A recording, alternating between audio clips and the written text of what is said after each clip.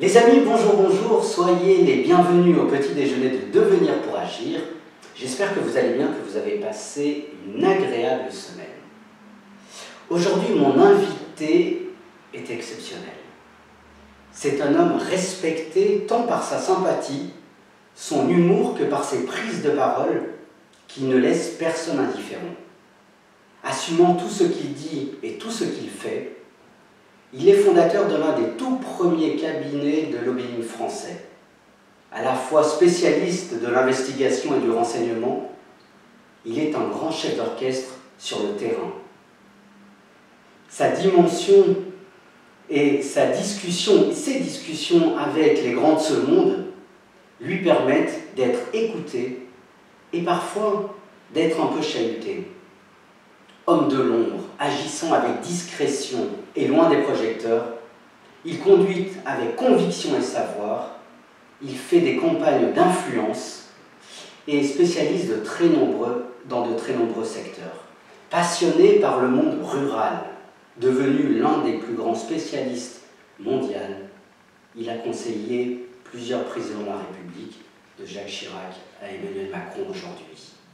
Sa passion pour la défense de la ruralité, son regard pétillant et déterminé, vous l'aurez compris, j'ai l'immense bonheur, le plaisir et le privilège de recevoir le plus grand lobbyiste français, Thierry Coste.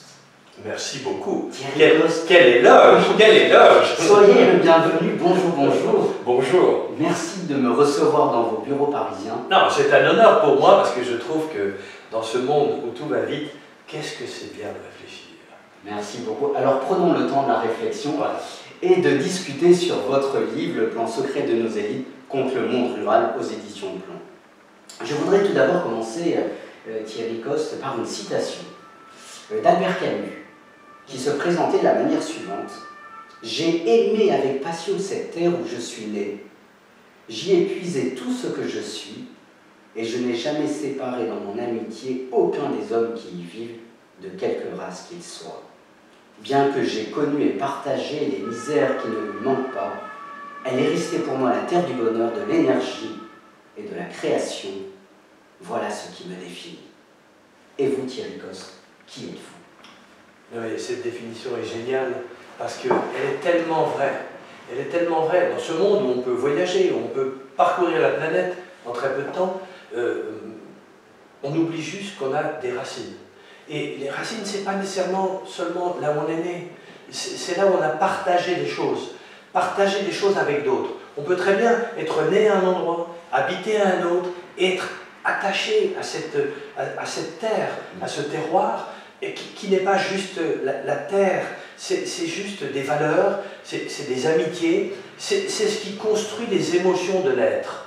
Et moi je trouve qu'après on peut parcourir le monde, on peut aller partout, et on est content de rentrer dans sa vallée, sur son plateau, dans son village, mais parfois aussi dans sa banlieue, hein, ou dans son centre-ville. Il ne faut pas se tromper. L'attachement à un endroit, aux gens de cet endroit, et à cette espèce d'émotion qui est dégagée par quelque chose. Ça peut être le football, le rugby, ça peut être autre chose, mais il y a tellement de choses qui attachent à un lieu, à un climat, et on est dans un monde où on pense que, comme d'abord il ne faut pas réfléchir, ensuite il ne faut pas s'attacher à ces trucs qui sont des détails de la vie. C'est pas vrai, et Camus le dit, c'est l'essence de la vie que d'avoir envie de respecter ses racines, même si après on a parcouru le monde. On est content. Moi, je fais partie des gens qui ont fait du lobbying, je suis lobbyiste international, je vais partout. Mais combien de fois j'ai travaillé pour des chefs d'État africains et leur seul sujet du début, c'était « tu as vraiment été paysan ». Parce que dans beaucoup d'endroits, dans plein d'autres mondes, dans plein d'autres pays, l'attachement à la terre, l'attachement à la tribu, c'est quelque chose d'essentiel pour la constitution de soi-même. Et moi, j'étais, waouh, je me disais, merde, ils ont regardé ma fiche Wikipédia, et ils ont vu que j'avais été paysan, alors que la plupart des gens en France, quand je leur dis, j'ai été paysan 10 ans, ils comprennent il est fils de paysan Oui. ou son grand-père était paysan. Parce qu'ils ne peuvent pas m'imaginer comme je suis, hein, avec l'idée que j'ai pu avoir aimé être dans mon Jura, dans mon territoire, dans ma passion. C'est très drôle de voir l'incapacité des gens à comprendre qu'on peut d'abord venir de monde d'où on n'était plus et on est, et d'autre part, de voir, et combien de fois, Idriss Déby était le premier, le chef d'État, le président du Tchad, à me dire, mais mon plaisir serait que tu viennes voir ma ferme. Et le premier ministre d'Idriss Déby m'avait dit, moi, mon premier plaisir, Thierry, tu vas nous aider dans la stratégie, c'était juste avant le Mali, donc c'était dans les sujets un peu compliqués sur le terrorisme, etc., le soutien de la France, et c'est-à-dire, je voudrais que tu viennes labourer un champ avec moi, dans mon village, dans ma propriété. Et c'est génial. Et alors qu'on allait parler de terrorisme, qu'on allait parler des enjeux internationaux, il y avait ce besoin d'avoir un échange vrai. Et je me rappelle toujours cette image. J'ai labouré un champ avec le Premier ministre du Tchad, et il y avait des hommes en armes partout autour. Nous avions pris de l'hélicoptère, nous étions à 800 km de Djamena, et c'était extraordinaire. Et il y avait, parce que c'était le Premier ministre, parce que les enjeux étaient des enjeux de terrorisme, étaient très violents, et il y avait des hommes en armes partout, dans le kilomètre autour de l'endroit où on labourait, et je disais, mais c'est tellement ubuesque. Mais pour lui, alors certes, on avait discuté, et on a fini après, en réunion de travail, dans un kiosque, sans doute issu de l'époque coloniale, hein, on était tous les deux, moi je voyais au loin des automitrailleuses, des choses comme ça, et on parlait justement de la stratégie de mobilisation du FMI pour soutenir l'économie rurale dans ce pays, pour soutenir la plantation d'arbres dans le Sahel, puisqu'il voulait créer une véritable barrière verte pour le Sahel, et c'était génial. Et l'important, c'était viens partager. Le partage. Viens partager chez moi un morceau de ma terre. Et je trouve que c'est tellement fort. On a perdu du temps, 2 jours pour ça, mais ça nous a créé un lien qui est indéfectible. C'est ça. Alors avant de rentrer dans le vif du sujet, Thierry Coste, quelle est selon vous, non pas comment les autres vous voient, votre plus belle qualité pour vous-même? Je suis libre et enthousiaste. Magnifique. Voilà. Je suis toujours très déterminé. Je trouve que la liberté, je dis souvent en plaisantant, vous savez, comme je ne suis ni énarque ni franc-maçon, il faut que je sois moi-même. Ce qui est peut-être très cruel. Mais au moins c'est clair. Mais au moins c'est clair. Et je pense que pour moi, la liberté n'a pas de prix. Je suis chef d'entreprise depuis l'âge de 20 ans. J'ai donc toujours été libre avec toutes les contraintes de la liberté, parce que la liberté, ce n'est pas un principe, hein, c'est un combat, c'est un vrai combat. Et pour tous ceux qui vivent dans des pays compliqués, partout, mais même en France, dans un pays où on est heureux, etc., la liberté, c'est compliqué. Quand on est chef d'entreprise, on n'a ni de chômage, ni rien du tout, on n'a pas d'assistanat social, mais la liberté, elle a un prix. Et moi, j'ai toujours pensé que la liberté elle avait un prix, qu'il fallait l'assumer, parce que moi, j'aime être un esprit libre. Et j'aime pas seulement être libre, je veux avoir de l'esprit, je veux pouvoir réfléchir, je veux pouvoir penser sans faire du copier-coller. Moi, j'ai toujours dit, quand j'ai créé mon cabinet de lobbying, je ne ferai jamais de copier-coller d'un client à l'autre. Parce que les gens me disaient, oui, mais vous avez déjà fait ça pour un tel. Je disais, oui, mais ce n'est pas vous. Moi, je m'intéresse, je rentre dans la tête de l'autre. Dans les batailles que je livre, j'aime rentrer dans la tête du patron de l'entreprise, du chef d'État, du ministre. J'aime être de l'autre côté, comme je dis souvent, j'aime être de l'autre côté de la ligne, parfois de la ligne ennemie, pour comprendre l'autre. J'ai cette envie de dire, faudrait que je pense comme l'autre, même si je dois le combattre. Alors, peut-être que je suis à la fois Machiavel et Samson, qui a écrit L'Art de la guerre, qui est génial, mais je pense que c'est tellement important, au lieu de se croire le plus beau et le meilleur, de réfléchir comment pense l'autre. C'est génial, Thierry Coste, ce que vous dites, parce que cet esprit libre me fait penser au penseur, au philosophe Henri-David Thoreau, qui souligne « J'ai la nostalgie de ces vieilles routes sinueuses et inhabitées qui mènent hors des villes, une route qui conduit aux confins de la terre, où l'esprit est libre. » Mais bien sûr. Mais Thierry Coste, comment pouvons-nous comprendre et en quel sens la ruralité nous permettrait d'acquérir un esprit beaucoup plus libre que lorsqu'on est en ville? J'ai l'intime conviction que lorsqu'on a des racines, même si elles sont nouvelles, hein, je ne dis pas qu'elles doivent être nécessairement... On peut vivre en ville et après habiter à la campagne, mais je trouve que c'est le fait d'avoir ces racines, d'avoir cette espèce d'espace et de temps. Parce que la nature, la ruralité, le monde rural, c'est l'espace, c'est la distance, c'est la géographie, le climat. Alors que quand on est en ville, limite, on peut ne rien avoir de ces critères-là. On n'a pas la distance, on n'a pas les problèmes climatiques, on sort, il y a le métro et tout, peu importe. Et je pense que, mais c'est un peu la philosophie indienne, des Indiens d'Amérique, qui ont vénéré la nature en définissant des dieux à peu près partout. Ils avaient ce rapport à la nature, mais c'est Thoreau aussi. Oui, Thoreau qui a cette approche incroyable de la liberté au travers de cet esprit qui circule dans la nature. La nature, elle permet quoi? Elle permet de libérer les 5 sens de l'être humain. Or, dans beaucoup d'endroits, on n'utilise pas ces 5 sens. Il y a plein d'endroits où on n'utilise jamais l'odorat, sauf pour être dérangé, mais pas dans le bonheur. On n'utilise pas l'oreille pour être dérangé, mais pas dans le bonheur. Et donc finalement, le toucher, très rarement. Alors que quand on est dans la nature, tout est différent. Peut-être soyeux, rugueux, les arbres, l'eau, la terre, puis on a la météo qui perturbe tout ça. Et donc je pense qu'effectivement, cette espèce de liberté liée à la relation plus rurale, plus nature, c'est ce fait de finalement libérer ces 5 sens, d'apprendre à utiliser ces 5 sens. Et je pense que la plupart des gens ne savent pas utiliser leur sens. Alors ce que vous dites, Thierry Coste, me fait penser là aussi à une nouvelle citation de Lamartine. Lamartine qui souligne « La nature est là qui t'invite et qui t'aime. Plonge-toi dans son sein, qu'elle t'ouvre toujours. » Thierry Coste, que nous offre et que nous donne à penser la nature? Alors la nature, elle a cette espèce de forme magique, c'est que d'abord, on n'est pas grand-chose. Ça rend modeste. Moi, je suis un montagnard. La montagne, c'est ce qui peut vous tuer, c'est ce qui peut vous emporter, c'est ce qui vous fait rêver. La montagne, c'est l'endroit le plus magnifique, où on prend de la hauteur, où on voit des choses extraordinaires, et le plus dangereux.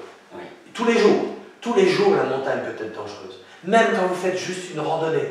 Donc, il y a ce côté extraordinaire de la nature qui est à la fois envoûtante, menaçante, donc qui oblige à penser que l'être humain, il n'est pas aussi puissant et fort avec sa maîtrise, sa technologie, etc.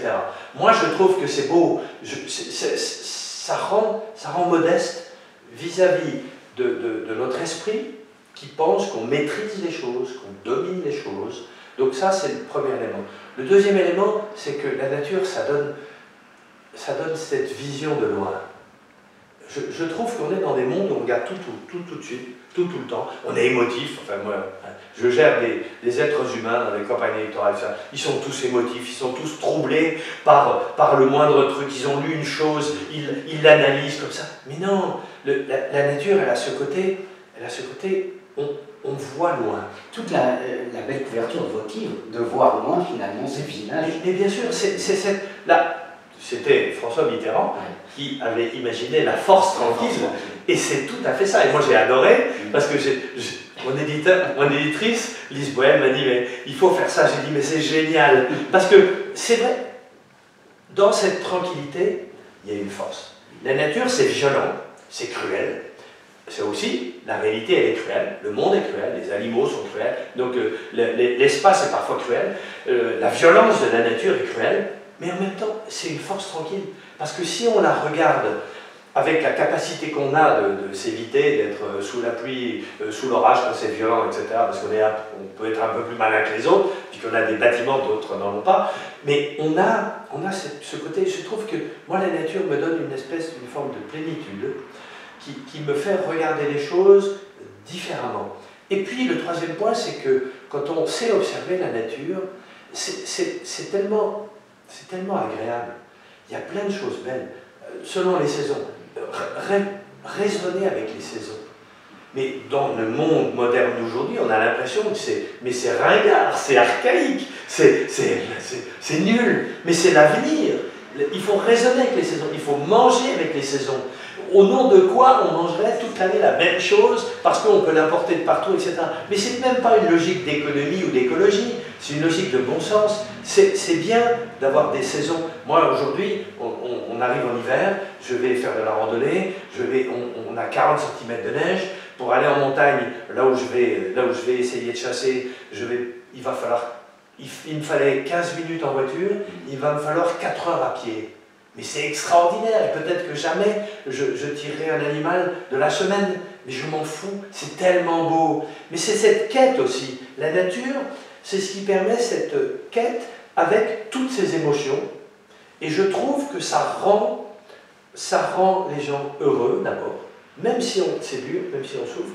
C'est pour ça d'ailleurs que les gens à la campagne ont souvent beaucoup moins d'exigences. C'est pour ça aussi quand ils sont en colère, ils sont très en colère, et on l'a vu pour les gilets jaunes. Parce que les gens ne demandent pas des tombereaux d'argent, demandent souvent plus qu'on leur foute la paix et qu'on leur permette d'arriver à la fin du mois correctement.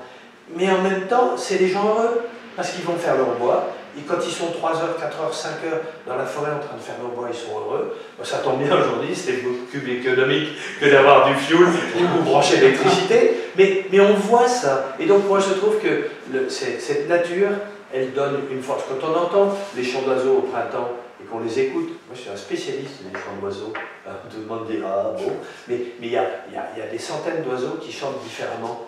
Et c'est génial, parce qu'en plus, quand vous reconnaissez un chant, vous n'êtes pas obligé de voir l'animal. Ça donne aussi, parce qu'on doit utiliser tous nos sens, quand on utilise l'oreille, on peut le faire parce qu'on adore l'opéra, la musique classique ou le rock, mais on peut aussi le faire dans la nature. On peut aimer les choses, sentir les choses, goûter les choses. Moi, je trouve que ça rend l'être humain équilibré.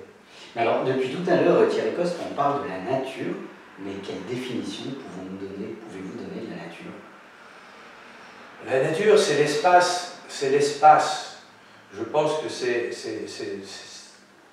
l'espace. Alors, je ne me trompe jamais, c'est l'espace qui a été fabriqué par l'homme ou travaillé par l'homme.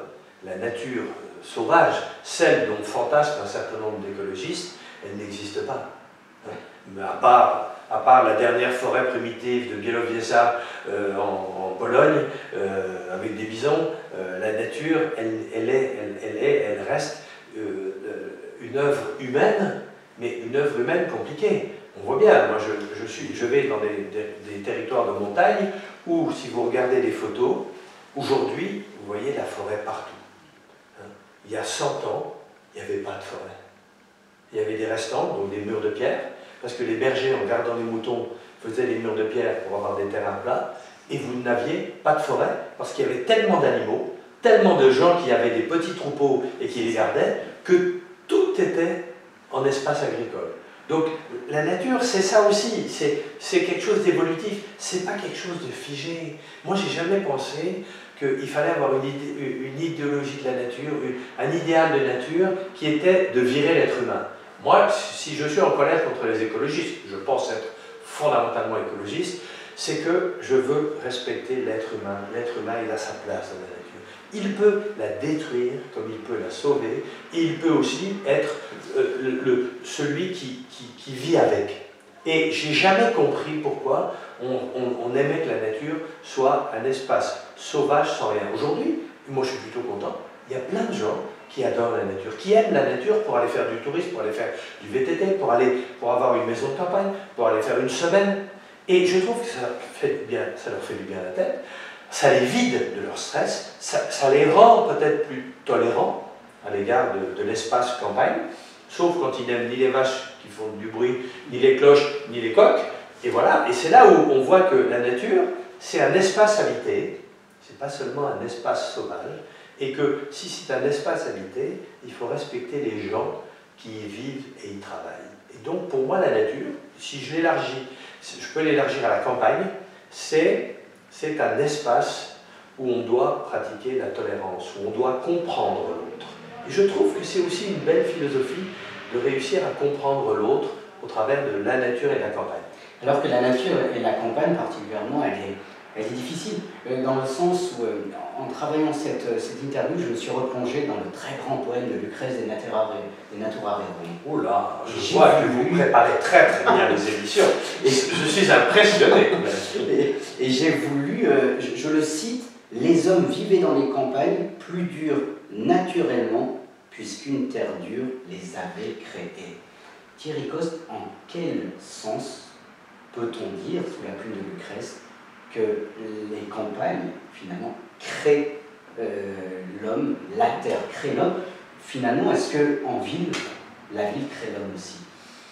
Alors, sans doute, mais en réduisant ses capacités à sa pensée, à sa mobilité artificielle et à utiliser la parole et la vue. Et donc à réduire ça. Alors qu'effectivement, quand on est dans la nature, mais on le comprend très vite. Regardez, tout le monde est obsédé par la météo tous les matins. Vous allez voir, la météo, c'est quand même le truc essentiel. Mais la météo en ville, à la limite, c'est relatif. Hein. Si vous allez prendre le métro, bon, si vous allez en vélo, vous pouvez regarder, etc. Mais à la campagne, c'est un élément extrêmement important. C'est un élément d'une forme de violence. Hein.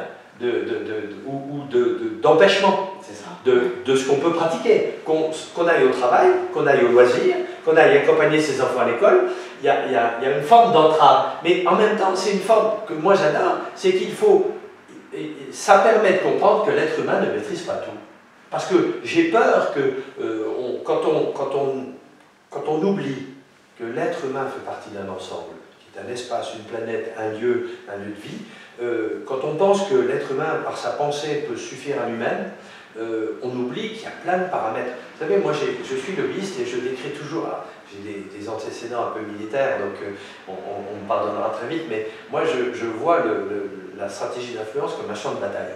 Et donc je dis toujours, vous savez, pour être bon, c'est un spécialiste du renseignement, il faut parfaitement connaître les forces de celui qu'on va aider, il faut très bien connaître les forces de l'ennemi, hein. Il faut bien évaluer les forces des partenaires, adversaires ou partenaires du moment, et il faut surtout bien maîtriser la météo.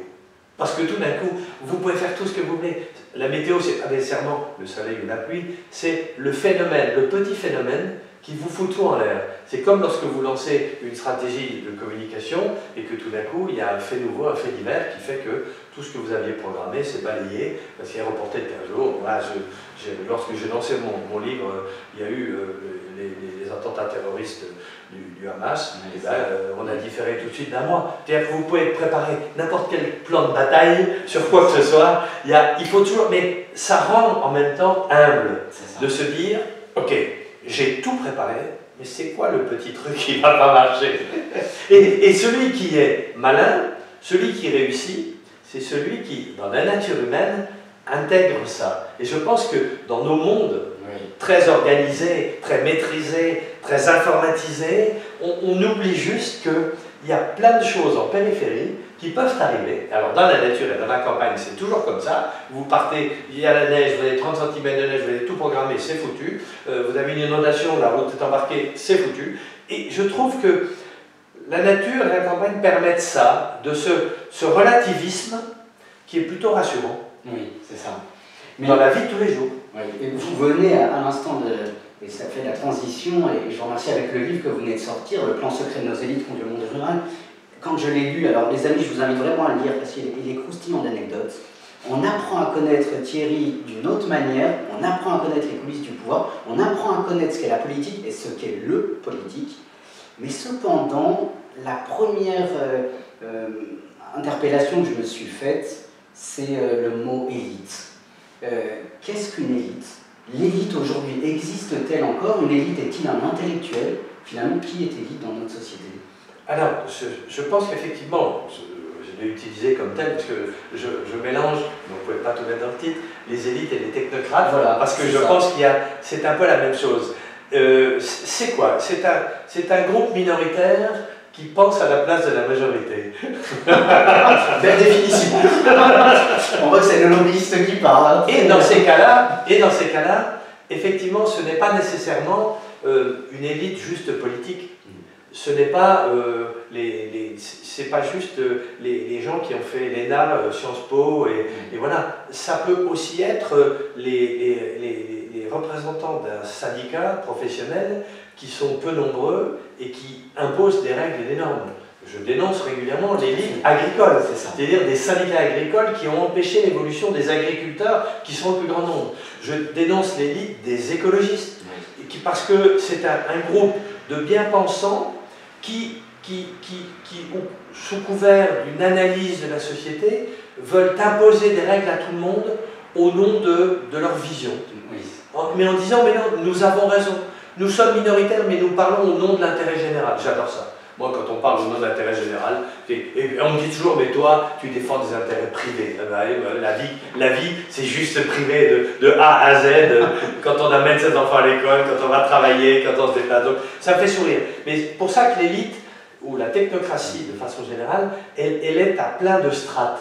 Elle est à plein d'univers. Et souvent, c'est les gens qui sont sur le terrain qui en sont victimes. Parce que même quand un politique, moi j'ai parlé à l'oreille de 5 présidents de la République, j'ai cette chance, essentiellement sur la ruralité, même si ça m'est arrivé de parler de sujets plus internationaux, mais sur la ruralité, je vois bien, même quand on arrive à convaincre un président, encore faut-il arriver à aller jusqu'au dernier kilomètre. Et combien de fois ça n'arrive jamais? Mais ça n'arrive jamais parce que des élites, des strates entières pensent à la place du politique et à la place du citoyen. Moi, j'aime pas ces corps intermédiaires qui sont les facteurs limitants. Moi, j'ai été agriculteur, j'ai toujours pensé, j'étais en bio, etc. Mais j'étais un peu... J'étais innovant dans un univers où on pensait que les pesticides c'était pas grave, les produits chimiques c'était pas grave. Mais moi je trouvais que c'était important, j'étais en circuit court, mais économiquement je galérais. D'ailleurs j'ai arrêté au bout de 10 ans parce que je galérais, donc ça montre bien que c'était pas la pensée dominante. Mais je me suis dit, mais c'est les élites du monde, de ce monde-là, qui disaient non, il ne faut pas faire ça. Non, il faut vendre à la coopérative, il faut agrandir la taille de l'entreprise, il faut... On voyait bien, c'était même pas les dirigeants. C'était des corps intermédiaires qui avaient une pensée unique. Pourquoi? Parce qu'en fait, ils avaient été formés dans les coopératives, dans les syndicats, à vendre quelque chose depuis 20 ans, la même chose, et ils ne voulaient pas changer. En fait, c'est souvent le corps intermédiaire, donc cette élite ou cette technocratie, qui, elle, n'a pas de problème de revenus. Moi, j'ai toujours dit, vous savez, les paysans, les ouvriers, quiconque, si on lui dit, en changeant ça, tu auras toujours ton revenu à la fin du mois, mais les gens, ils sont intelligents, ils peuvent comprendre, ok, ça nuit à la planète, ça nuit à système, ok, on va changer, mais accompagne-moi et fais en sorte que j'ai un revenu. Et ça, les gens n'ont pas compris. Moi je n'oppose jamais la fin du mois à la fin du monde, mais je considère qu'il y a beaucoup de gens, c'est parce qu'ils sont aisés et heureux qu'ils s'intéressent à la planète et à la fin de la planète. Il vaudrait mieux s'intéresser à la fin du mois des gens et à les accompagner, que les élites, que les technocrates les accompagnent pour que le changement se fasse, mais qu'ils continuent à avoir un salaire à la fin du mois. Parce que c'est ça que les gens ne comprennent pas. La colère des gens, c'est juste de dire, mais moi, je veux bien changer, et peut-être que si je ne sais pas, aidez-moi à changer. Mais, s'il vous plaît, permettez-moi quand même de vivre à la fin du mois. Les gens n'ont pas compris, et ça, c'est ce qui me met en colère. L'interview, la demi-heure est passée, mais exceptionnellement, je vais, parce que j'ai plusieurs autres questions à vous poser, et vos réponses sont tout à fait passionnantes. Thierry Coste, le plan secret de nos élites, quel est-il? Alors, il est simple. Certaines personnes ayant lu m'ont dit, mais en fait, il n'y a pas de plan secret, parce que tu ne définis pas la liste. Et j'ai dit, il faut le regarder au second degré. Le plan secret des élites, c'est quoi? C'est en fait de penser, première chose, qu'il faut toujours plus de normes. On est à 400 000 normes dans ce pays, règlements, etc. C'est-à-dire qu'on encadre, on orchestre de façon... Les technocrates, depuis 30 ans, ont une obsession, c'est qu'il faut encadrer, contrôler, vérifier imposer des normes, c'est juste ce qui tue la vie publique, la vie économique, la vie sociale. Quand on veut tout normer, on empêche tout. Ça, c'est un plan secret des 30 dernières années. Il y a 30 ans, c'était pas comme ça. Il y a cette espèce de machine de guerre. Alors, on a fabriqué des lois, on a fabriqué des règlements, mais tout le temps, encore aujourd'hui, hein, le ministre actuel de l'économie, que j'adore par ailleurs, vient de lancer un plan de simplification pour les PMI, PME. Je pense qu'on doit en être, Raffarin l'avait fait aussi dans les années 2002, je pense qu'on doit être au 17e plan de simplification. On a un code du travail qui était comme ça, il est comme ça. On a un code de l'urbanisme de la même façon, mais on se fout de qui? Et c'est ça ce plan secret. Les élites font en sorte que tout est compliqué. Quand on vote des lois, les règlements sont un catalogue incommensurable. On vote une directive européenne, on la surtranspose dans la technocratie française. Ça, c'est le premier élément de ce plan secret. Les élites ont tué la liberté d'entreprendre, la souplesse d'entreprendre, et c'est dramatique. Alors c'est dramatique pour la ville comme pour les campagnes, c'est dramatique pour la vie des citoyens. La deuxième chose, c'est que dans la plupart des cas, on s'est arrêté au milieu du gué. Chaque fois qu'on fait une bonne réforme, on s'arrête au milieu du gué. Sur la simplification, c'est toujours comme ça. Sur la décentralisation, c'est comme ça. Tous les gens disent, on veut de la proximité. On fabrique des régions qui sont 2 fois plus grandes, génial. Au moment où les gens disent on veut de la proximité, on passe de 22 à 13 régions, en disant on va faire des économies. On a augmenté le nombre de salariés partout, etc. On dit la commune, les gens aiment la commune, ils aiment leur maire, leur conseil municipal. Parfait. On apprenait l'intercommunalité en enlevant plein de responsabilités communales pour les mettre en intercommunal. Résultat, la proximité foutue aussi. Et aujourd'hui, on est en train de se dire, est-ce qu'il ne faudrait pas revenir aux régions de taille humaine, qui sont avec de vraies racines et des vraies signatures culturelles, et est-ce qu'il ne faudrait pas reconfier des responsabilités aux communes plutôt qu'aux intercos? Bien sûr qu'il y a 2 ou 3 choses qui doivent être à l'intercommunalité, mais il y a plein de choses qui sont de l'exigence de la proximité. Je rends hommage dans ce livre à ma femme, hein, qui est à la fois mon associée, parce qu'elle était première adjointe d'une commune de 600 habitants, et je rends hommage aux élus locaux qui se démènent, qui se défoncent. Alors, parfois j'ai critique quand ils font un agenda rural et qu'ils veulent le compliquer, mais je dis, mais chapeau, mais ça, c'est ce qui fait aussi le sel de la vie, c'est ce qui fait que les gens sont contents de venir en week-end à la campagne, ils sont contents de venir l'été à la campagne ou l'hiver à la campagne parce qu'il y a une vraie vie, parce qu'il y a une convivialité, parce qu'il y a une proximité, parce qu'il y a cette espèce d'entraide, hein, il y a cette espèce de passion associative pour des choses typiques d'une région et pas d'une autre, une gastronomie incroyable, mais ça c'est génial, mais ça passe par le fait qu'on est dans la proximité et ce deuxième plan, c'est ce que je conteste. Et c'est vraiment un plan secret parce qu'on a fait l'exact inverse de ce qu'attend la population. Les gens veulent de la proximité, on leur a construit un système. Voilà. Et le dernier point, c'est qu'il faut laisser la liberté aux gens et qu'il faut arrêter de penser qu'on doit les contrôler et les fliquer parce qu'on n'a pas confiance. Le système technocratique part du principe qu'on ne peut pas faire confiance à l'individu. Et là, les écologistes sont dramatiques parce qu'ils développent ce concept intellectuel qui est de dire que quand on est libre et responsable, on est tout de suite coupable. Oui. Mais c'est fou quand même. Cette espèce de non-respect de l'individu, la liberté, c'est fait pour détruire et dégrader. Mais non, la liberté, c'est aussi le respect de l'autre. Et moi, ça me rend dingue. Donc voilà, les technocrates, ils sont dangereux sur ces 3 points. Et c'est ça, ce vrai plan secret qu'il faut combattre. C'est pour ça que j'annonce la création d'un think tank avec 100 personnalités du monde rural. Je pense qu'on sera 200. Et de personnalités très différentes, des people comme des chercheurs, parce qu'il faut qu'on tape du poing sur la table. Je veux qu'on retrouve cette liberté. Je veux qu'on passe de 400 000 à 200 000 normes. Et je veux qu'on fasse confiance aux individus. Quand on aura fait confiance aux individus, on va retrouver cette liberté, et qui est de respecter l'autre. Pour respecter l'autre, il faut le comprendre, il faut l'écouter, il faut le regarder, il faut arrêter de penser que c'est l'ennemi, hein, il faut arrêter d'opposer les gens. Et ça, moi, j'aime pas, parce que les élites sont très douées pour opposer les gens. Il y a des castes, il y a des clubs, il y a des bulles. Mais non, La vraie vie, elle n'est pas comme ça. En vous écoutant, Thierry Coste, je me dis, et je pense que beaucoup des milliers de nos téléspectateurs diront la même chose, mais qu'attend Thierry Coste pour s'engager en politique? Qu'attend-il?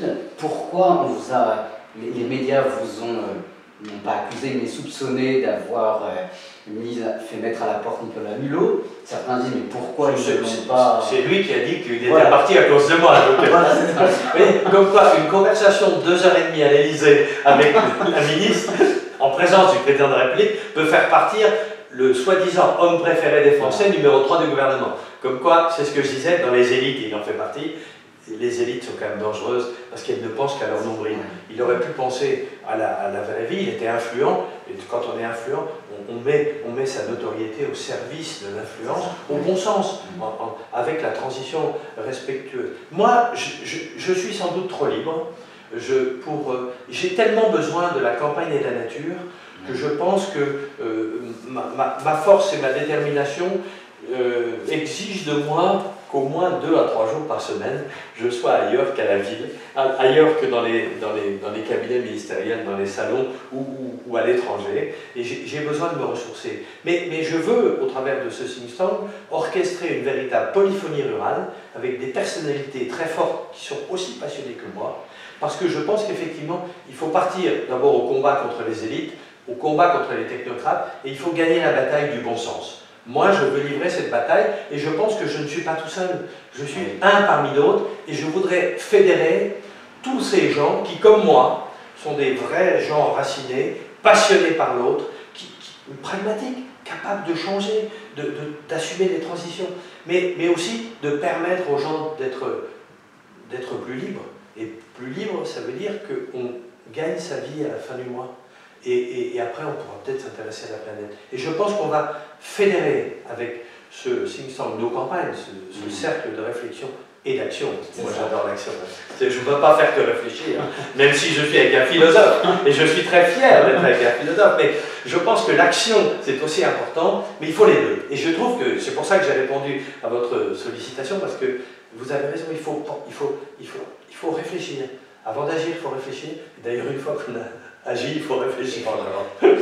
Thierry Coste, merci de m'avoir reçu, vraiment merci, infiniment. Et permettez-moi de terminer par une phrase qui, à mon sens, vous caractérise beaucoup. Et je dirais même 2 phrases, 2 citations. Je crains ces 2 citations. 2 citations, une de Blaise Pascal et l'autre, parce qu'elle est traduite de Sénèque. Je sais que vous aimez les arbres. Un passionné d'arbres, etc.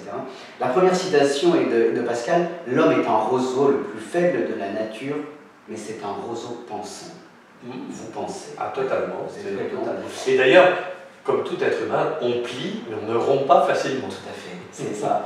Et la deuxième qui vous caractérise beaucoup plus, je pense, qui est une métaphore, Sénèque qui souligne que l'arbre devient solide sous le vent. Exact. Et je crois que vous êtes solide, un solide penseur sous le vent des méandres de la société. Merci pour tout ce que vous faites. Merci vraiment de sauver, de sauvegarder nos campagnes. En tout cas, d'être à son service, au service de l'humanité. Ah, merci de m'avoir reçu. Avec grand plaisir. Merci à vous, les amis. Je vous souhaite une excellente semaine. Et je vous dis à la semaine prochaine pour de nouvelles aventures. Merci pour votre fidélité. À très bientôt. Ciao, ciao.